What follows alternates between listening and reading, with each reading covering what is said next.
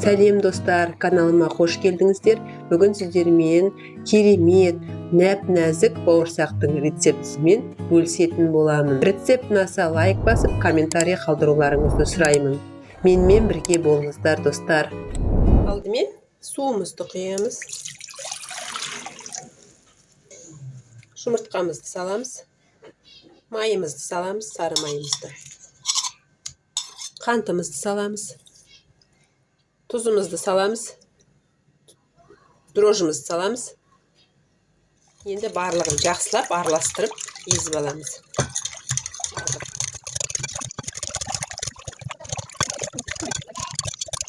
Енді себелеп отырып жайлап бауырсағымызды илейміз.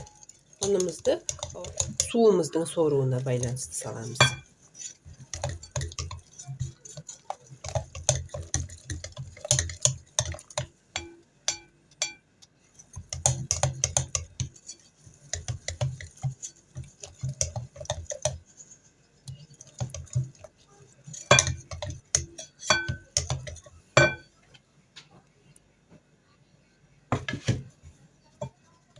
Ұнды бірден салып жібермейміз. Үсті біртіндеп електен өткізе отырып асықпай саламыз. Әр жерде ұн әртүрлі болады, сондықтан қарайсыздар.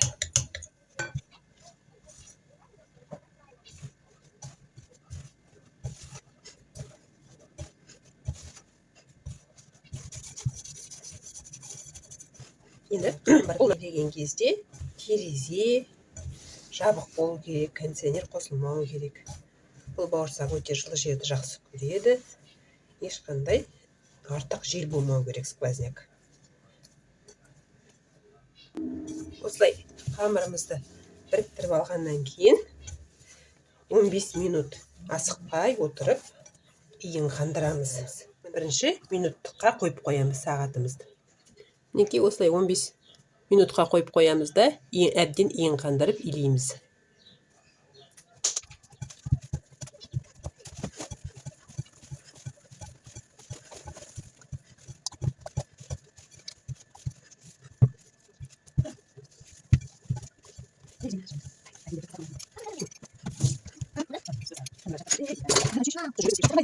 Қамырымыздың жабысқаштық қасиеті алғашқыда емес, азайып осындай күйге енеді. Қамырымыздың 15 минут иін қандырдық. Енді бетін жауып, көтерілгенше жылы жерге қоямыз. Бауырсағымыз мынандай болып, күйін болып. Енді бауырсағымызды астын бастырамыз.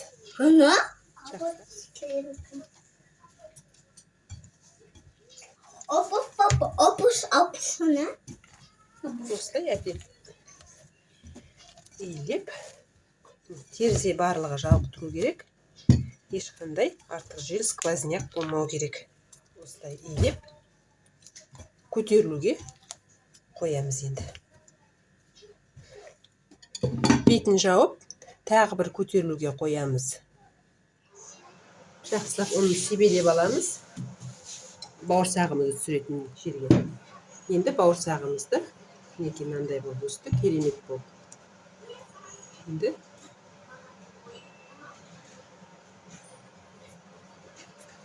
қолымызды ұнға тығып аламыз осылай. Сосын жайлап түсіреміз. Енді бауырсағымызды түсіріп аламыз. Осы қамырымызды түсіріп атырған кезде міндетті түрде сағатты қарап аламыз.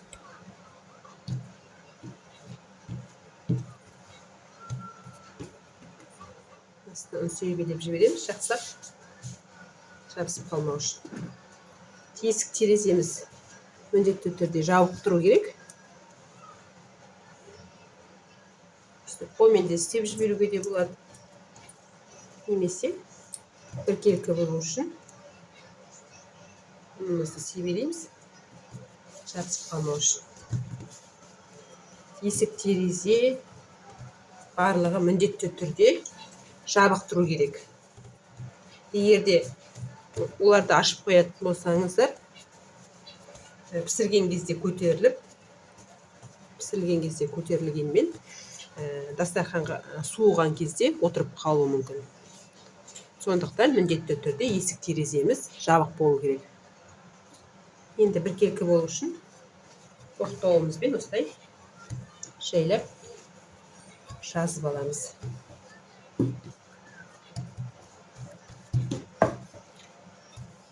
Өте жұқа қылып жібермеңіздер. Әйтпесе өте жұқа болып кетуі мүмкін. Сондықтан жұқа қылмай, қалыңдау қылып, бір 2 сантиметрдей қылып, міне осында 2 сантиметрдей қылып жаясыздар.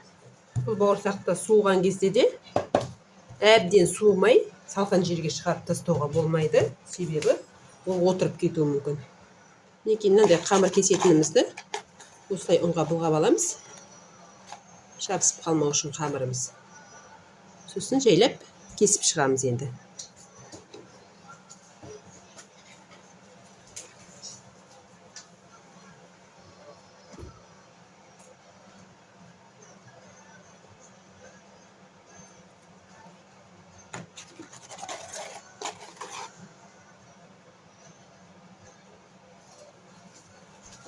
Осыны жасап жатырған кезде сағатымызды қараймыз. Жарты сағат болу керек.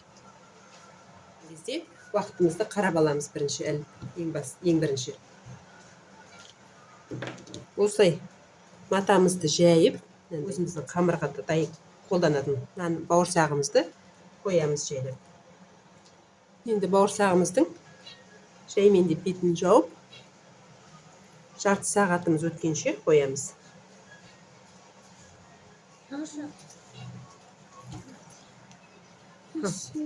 Қалған нанымызды осылай біріктіріп, бауырсағымызды пісіріп жатқан кезде қиғаш бауырсақ жасай саламыз. Арада жарты сағат уақыт өтті. Басында уақытты белгілеп алдық. Сол уақытта жарты сағат уақыт өту керек. Енді бауырсағымызды жаймендеп пісіреміз. Есік, терезе барлығы жабық тұрып, артық жел болмауы тиіс.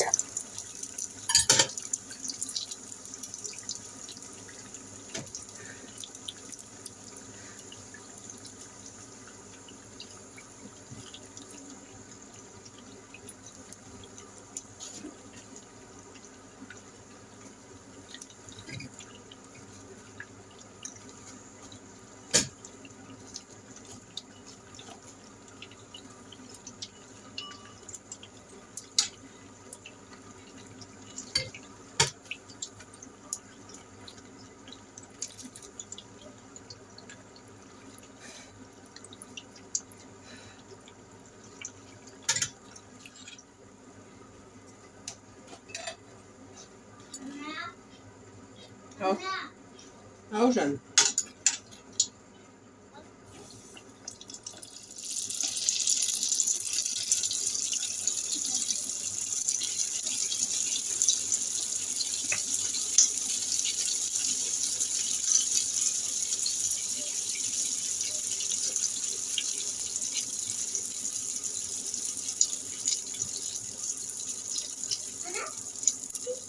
Дөңгелек бауырсақтарды келесі жағын аударғанда бір-біріне қарама-қарсы бағытта аударамыз.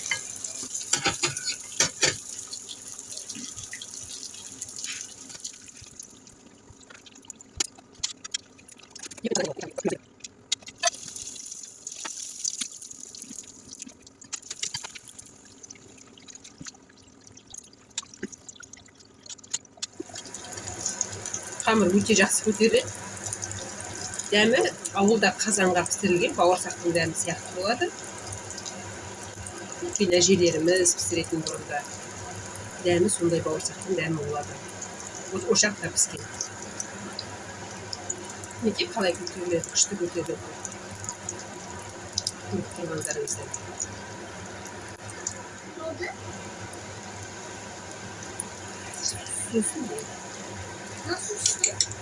Неге? Осылай сап-сары қылып пісіріп аламыз. Бауырсағымыз дайын болды. Әдемі тарелкаларымызға орналастырдық. Мінекей бауырсағымыз осындай үлпілдек әдемі бауырсақ пісті. Сап-сары.